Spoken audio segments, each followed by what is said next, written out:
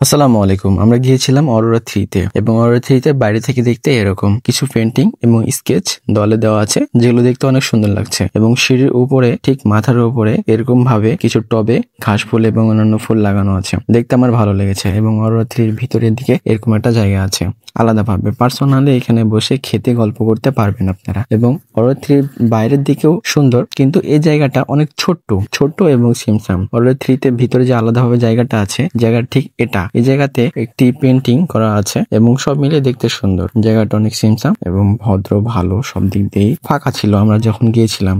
এবং অরোরা থ্রির বাইরের জায়গাটা ঠিক এরকম।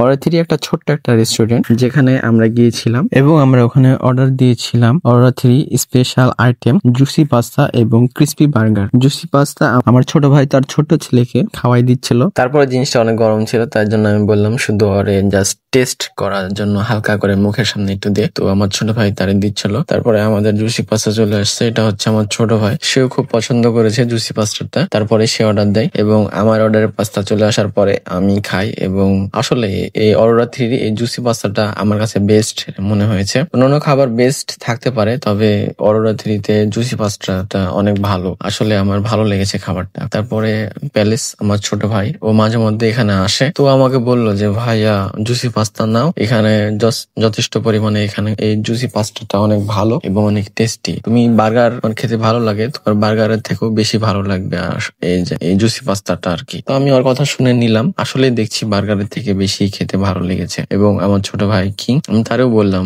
যে তোর কেমন লাগছে খাইতে, ও বললো যে না ভাইয়া আমারও খুব ভালো লাগছে।